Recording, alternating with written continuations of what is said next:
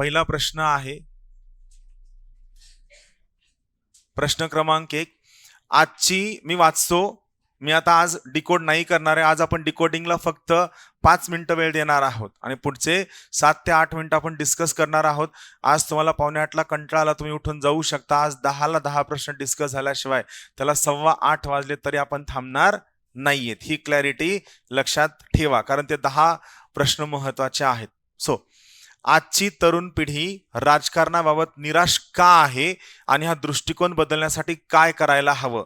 प्रश्न आता या ठिकाणी प्रत्येक प्रश्न वाचल्यानंतर मी तुम्हाला सांगणार आहे की त्या प्रश्नाचा इसेन्स कसा ओळखायचा. इथं प्रश्न काय आहे, आजची तरुण पिढी राजकारणाबाबत निराश का आहे आणि हा दृष्टिकोन बदलण्यासाठी काय करायला हवं. करेक्ट आहे. आणि हे वाचताना तुम्हाला वेगळं काय वाटलं हे पण तुम्ही मला सांगा की सर हा प्रश्न वाचल्यानंतर मला हे फील झालं की असं असायला हवं. एकदम शांतीत तुम्ही हे करा, डिकोड करा. वाटलं तुम्ही सोबतच्या डिस्कस करा. फक्त प्रश्नाचं डिस्कशन असावं, शेजारच्याला डिस्टर्ब होणारं डिस्कशन नसावं. तुम्ही डिस्कस करण्याचा प्रयत्न केला स्टील काही हरकत नाहीये. सगळ्यात पहिलं काम हे करा, राईट दी क्वेश्चन.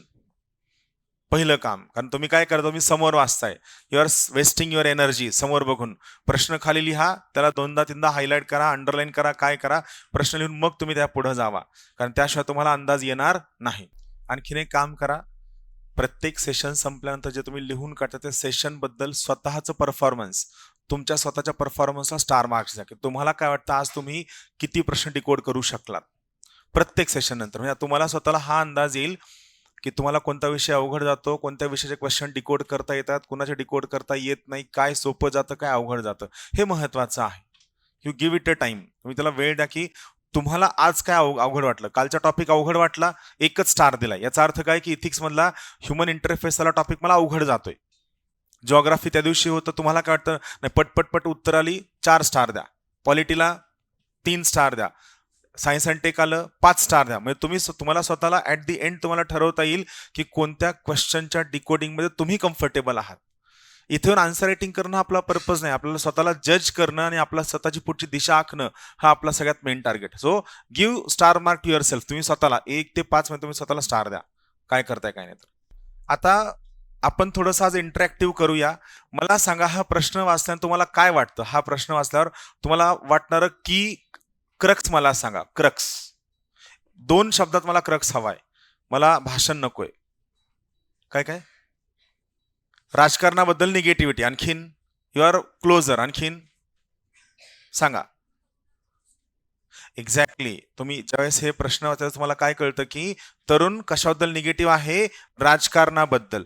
ओव्हरऑल आपण राजकारणाबद्दल निगेटिव्ह नाही आहोत, आपण कशाबद्दल निगेटिव्ह आहोत, तरुण राजकारणाबद्दल. म्हणजे जेव्हा आपण प्रश्न वाचतो त्यावेळेस आपल्याला पहिला पॉईंट काय कळतो, प्रश्न कशाबद्दल आहे, तर तरुण पिढी आणि राजकारणाबाबतचा प्रश्न आहे. सो हा आपल्या प्रश्नाचा लोकस झाला L1.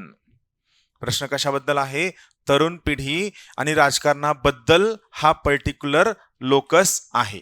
करेक्ट आहे पहिला पॉईंट. बरं, आता हा लोकस आल्याला काय विचार करायचं, हा विचार करायचा की त्यांनी हे कन्सिडर केलंय आजची तरुण पिढी राजकारणाबाबत निराश का आहे. मला सांगा, इथे यांनी काय कन्सिडर केलंय की तरुण पिढी राजकारणाबाबत निराश आहे. असं खरं आहे का? नाही. राजकारणावर सगळ्याचा इंटरेस्ट कुणाला आहे, तरुण पिढीला आहे. कार्यकर्ते, बरोबर आहे, 17ला 17 नगरसेवक निवडून येणं, बघितले असतील ना रील बिल तुम्ही सगळ्या. सो याचा अर्थ काय की हा अनगर जे काय असेल ते. सो याचा अर्थ काय, तरुण पिढी राजकारणात कोणती निराशावादी आहे, जी शिकते, IT मधली, नोकरीवाली, हा पर्टिक्युलर क्राऊड. पण ठीक आहे, हा वेगळा भाग आहे. आपण इथं काय कन्सिडर करून चालायचं, हा प्रश्न म्हणतो की आजची तरुण पिढी राजकारणाबाबत निराश का आहे. हे त्यांचं स्टेटमेंट झाले. सो इथं लक्षात घ्या की तुम्ही स्टेटमेंटच्या विरोधात कधी उत्तर नाही लिहायचं. जर स्टेटमेंट या टाईपचं असेल तर कन्सिडर करून चालायचं की आपलं उत्तर 65% या पद्धतीने असावं की हा तरुण पिढी राजकारणाबाबत निराश आहे. हा झाला लोकस. मग फोकस काय आहे, पहिला फोकस आहे F1, फोकस आहे निराश का आहे, आणि दुसरा फोकस आहे हा दृष्टिकोन बदलण्यासाठी काय करायला हवं, F2. सो आपल्या प्रश्नाचे 2 फोकस आहेत. मग या पर्टिक्युलर केसमध्ये जेव्हा तुम्हाला उत्तर लिहायचंय, समजा लेटेस्ट आपण कन्सिडर करूया तुम्हाला 250 शब्दांचं उत्तर लिहायचंय, 250 वर्ड्सचं. तर 250 शब्दांमध्ये काय आहे, 30 शब्द इंट्रोडक्शनला गेले, 30 शब्द कन्क्लुजनला गेले, 60 शब्द गेले, आपल्याकडे 190 वर्ड्स उरले. जर 190 वर्ड्स उरले तर मला सांगा, नॉर्मली आपण एखाद्या ठिकाणी गेल्यानंतर ती अडचण का आली याच्याबद्दल जास्त चर्चा करतो का अडचण सोडवण्याबाबत जास्त चर्चा करतो? सोडवण्याबाबत. जर समजा कन्सिडर करा या ठिकाणी तरुण पिढी राजकारणाबाबत निराश आहे आणि त्यासाठी काय करायला हवं, 30 शब्द इंट्रोडक्शनला गेले, 30 शब्द कन्क्लुजनला गेले, आपल्याकडे किती उरले, 190 वर्ड्स उरले. त्या 190 शब्दांपैकी तुम्ही कंपल्सरी किती 70 शब्द कशासाठी द्यायला हवे, तरुण पिढी राजकारणावर निराश का आहे, पहिल्या फोकसला 70 शब्द द्यायला हवे आणि दुसऱ्या फोकसला 120 वर्ड्स द्यायला हवे. हे गणित तुमच्या डोक्यात पटपटपट चालायला हवं. ठीक आहे, शब्द आपल्याला नाही मोजायचेत, पण तरी सुद्धा तुम्ही प्रश्न वाचल्यानंतर हे विचार करायला हवा की त्या प्रश्नाच्या कोणत्या पार्टला मला जास्त वेटेज द्यायचंय, कोणत्या पार्टला मला कमी वेटेज द्यायचं. You are getting my point, what I am saying. बघा, उत्तर तुम्हाला आत्ता येणं अपेक्षित नाहीच आहे. तुम्ही रजनीकांत नाहीयेत, सॉक्रेटिस नाहीयेत, प्लेटो नाहीयेत, अरिस्टॉटल नाहीयेत. आपल्या आयुष्यातला अभ्यास आपण 10वीलाच सोडला होता. हे कुणीतरी म्हणलं की अधिकारी झाल्यावर चांगलं असतंय, त्याला पास झाल्यावर मी शोधणार आहे की तू का म्हणला होता. पण तरी सुद्धा आज काय परत सांगतो आणि हे प्रामाणिकपणे सांगतो की इथिक्स एवढ्या लवकर कॉम्प्रिहेंड होत नाही. तुम्हीच नाही, मी सुद्धा त्यातनं गेलेलो आहे. सो हे वास्तव लक्षात घ्या की जर कॉम्प्रिहेंड होत नाही तर आता या मोमेंटला स्वतःला टॉर्चर करण्यात अर्थ नाही. जर आपल्याला कॉन्सेप्ट कॉम्प्रिहेंड होत नाहीत, डेटा लक्षात राहत नाही, तर आपण पहिलं टॉप फोकस कशावर करूया, पर्स्पेक्टिव्हवर काम करूया. Let's work on perspective. Over a time period तुम्हाला गोष्टी मिळायला सुरू होतील. बरोबर, म्हणजे थोडक्यात काय की तुमच्याकडे स्किल आलं की डेटा इन्फॉर्मेशन येऊन जाणार. सो पहिला आपण प्रश्न कसा डिकोड केला, लोकस काय, तरुण पिढी आणि राजकारण, फोकस काय आहे, तरुण पिढी निराश का आहे आणि दृष्टिकोन बदलण्यासाठी काय करायला हवं. यात मी तुम्हाला तुमच्या लॉजिकनं समजून सांगितलं की आपण एखाद्या ठिकाणी गेल्यानंतर अडचण जास्त डिस्कस करतो का उपाय जास्त डिस्कस करतो, उपाय. सो या ठिकाणी निराश का आहे, 70 शब्द आपण त्याला देऊया, पण जास्त फोकस कशावर करायचा, आपल्याला उपाय काय करायला हवा. बरं, त्याच्या अगोदर जर आपण या इंट्रोडक्शनचा विचार केला, चला आपण याच्यावर थोडंसं वर्कआउट करूया की इंट्रोडक्शन काय म्हणतंय. तर बघा, परत आता नाही, आपण प्रश्न समोर ठेवून प्रश्न समोर ठेवून आपण इंट्रोडक्शनचा विचार करूया. आता इथं आपल्याला काय करायचं आहे प्रश्नाचा आपण विचार केल्यानंतर, तर बघा काय आहे, आजची तरुण पिढी, जे तुमचं इंट्रोडक्शन आहे त्या इंट्रोडक्शन मध्ये या सगळ्या प्रश्नाचा सार उतरायला हवा. परत सांगतो, त्या प्रश्नाच्या इंट्रोडक्शन मध्ये तुमच्या प्रश्नाचा सगळ्याच्या सगळा सार उतरायला हवा. म्हणजे तुम्ही इंट्रो लिहित असताना तरुण पिढी का निराश आहे आणि काय दृष्टिकोन बदलायला हवा आणि याचा सगळ्यात मेन गोष्ट काय की परिणाम काय होईल. आपण फक्त कशाबद्दल विचार करतोय, प्रश्न कशाबद्दल विचारलाय, फक्त दृष्टिकोन बदलण्यासाठी काय करायचं. पण आपण हा विचार करत नाहीये की जर त्या व्यक्तीचा आपण राजकारणाबद्दलचा दृष्टिकोन बदलविला काही उपाययोजना करून, तर आपल्याला काय बेनिफिट मिळणार आहे. आलं लक्षात. सो इथं प्रत्येक वेळेस मला सांगा, इथिक्स आपण का शिकतोय, युपीएससीने इथिक्स काय ऍड केलं, तुम्ही नैतिक व्हावं यासाठी इथिक्स ऍड केलं की नाही. म्हणजे युपीएससीला तुम्ही अभ्यास करणारा व्यक्ती हवा आहे का तुमच्यामधला नैतिक व्यक्ती वर यावा हा अपेक्षा आहे. You should be ethical. So युपीएससीला काय चांगलं अपेक्षित आहे, युपीएससीला परिणाम अपेक्षित आहे. काय हवंय की चांगला परिणाम हवा आहे. यासाठी काय हवं आहे, यासाठी ही सगळी आटापीट आहे. मी तुम्हाला इंट्रोडक्शन वाचून दाखवतो, जस्ट लिसन. की इथं बघा, मी तुम्हाला सांगतो की कसं कोणत्या पद्धतीने लिहिलं गेलं. बघा, लोकशाही तेव्हाच सशक्त राहते जेव्हा नागरिक, विशेषतः तरुण. सो इथं मी काय केलंय, मला सांगा राजकारण कशासाठी, लोकशाहीसाठी आहे. लोकशाहीत सगळे घटक महत्वाचे, पण तुमच्या लोकशाहीतला सगळ्यात सक्रिय घटक कोण आहे, तरुण. सो इथं लोकशाहीचा उल्लेख कुठंच नाही. उल्लेख कशाचा आहे, राजकारणाचा. मी उत्तर कुठं घेऊन आलोय, लोकशाहीकडं. नीतिशास्त्रामध्ये कुठे लोकशाहीचा उल्लेख नाहीये, राजकारणाचा उल्लेख आहे, पण मी त्याला कुठे घेऊन आलोय, लोकशाहीकडे घेऊन आलो. म्हणजे त्या राजकारणाचं सकारात्मक स्वरूप या ठिकाणी मांडतोय. लोकशाही तेव्हाच सशक्त राहते जेव्हा नागरिक, विशेषतः तरुण, राजकारणाला सामूहिक हित साधणारं साधन म्हणून बघतात. लोकशाही, तरुण, सर्वांचं हित. लोकशाही कशासाठी आहे, सर्वांच्या हितासाठी आहे असं कोण मानतो, सगळी लोक मानतात. पण आपण आपला प्रश्न कोणाबद्दल आहे, तरुणाबद्दल आहे. सो तरुण म्हणतो की लोकशाही कशासाठी आहे, सर्व तरुणांचं हित साधण्यासाठी आहे. पण आजच्या पिढीला, आता बघा इथं महत्वाची गोष्ट, आजची पिढी राजकारणाकडे कशी बघते? आजच्या पिढीला राजकारण कसं भ्रष्ट वाटतं, संघर्ष प्रधान वाटतं व लोकहितापासून दूर समजतं. या नैतिक दुराव्यामुळे सहभाग कमी होतो आणि लोकशाहीची वैधताही कमकुवत होत जाते. सो लोकांना राजकारणाबद्दल एक पर्टिक्युलर मत आहे, त्या मतामुळे त्यांना राजकारण आवडत नाही, म्हणून लोकशाहीची व्हॅलिडिटी कमी झाली आहे. मला सांगा, तुम्ही दुकानात गेल्यानंतर एक्सपायरी झालेली, व्हॅलिडिटी संपलेली गोष्ट परचेस करता का? नाही. मग सेम गोष्ट आहे, मी तरुण आहे, मला लोकशाहीबद्दल जर व्हॅलिडिटी वाटत नसेल, वैधता वाटत नसेल, तर मी सहभागी होईल का? मी सहभागी होणार नाही. आणि वरचेवर आपली लोकशाही क्षीण होत जाईल, कमकुवत होत जाईल, कमजोर होत जाईल, जे आपल्यासाठी चांगलं नाही. You have to look at birds eye, असं वरून बघायचं.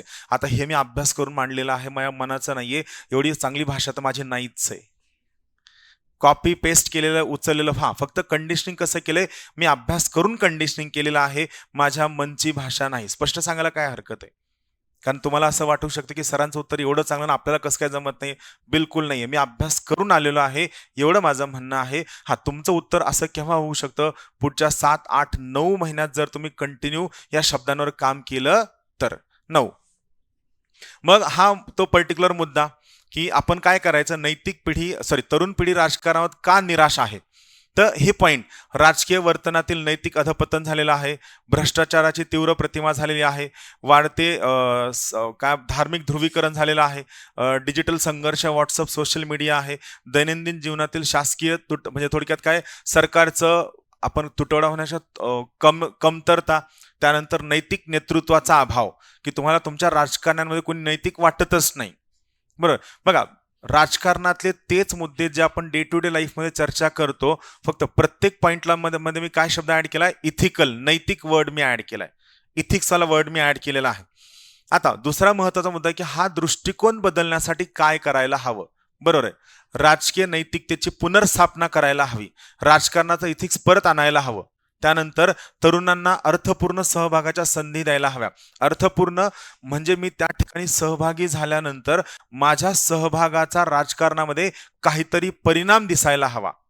अर्थपूर्ण परिणामकारक सहभागाची संधी. निवडणुकीला तुम्ही जाताय, मतदान करता, पण निवडून कोणीतरी वेगळंच येतंय. शेवटी माणूस म्हणतं की निवडणुकीला तरी का जायचं? आलं लक्षात? सो पुढचं, मूल्य आधारित नागरी शिक्षण द्यायला हवं. नैतिक नेतृत्वाचं दर्शन घडवायला हवं. त्यानंतर प्रत्यक्ष जाणवणारं सुशासन, गुड गव्हर्नन्स या ठिकाणी दिसायला हवं. तुम्हाला दिसणारं गुड गव्हर्नन्स, सुशासन म्हणजे काय? Good governance. आता या ठिकाणी फ्लो कसा असायला हवा मी तुम्हाला सांगतो. हा मुद्दा आपण मगाशी काय ठरलं, कोणत्या कारणांमुळे इथिक्स कमी झालंय, इंटरेस्ट कमी झालाय, ते आपण बघितलं. दृष्टिकोन बदलण्यासाठी काय करायला हवं हे आपण बघितले. पण लिहायचं कसं? तर या ठिकाणचा फ्लो कसा असायला हवा? बघा, महत्वाची गोष्ट, आपण का कमी झाले लिहिलंय, पण हा तरुण आहे, बरोबर आहे, हा तरुण काय झालाय? निराश झालेला तरुण आहे. सो आपल्याला याच्या कशात बदल करायचा आहे? प्रश्न कशाबद्दल विचारलेला आहे? दृष्टिकोनामध्ये बदल करायचा आहे. मग आपण त्या ठिकाणी दृष्टिकोनात काय काय बदल करायचा सगळं मांडलंय, करेक्ट आहे?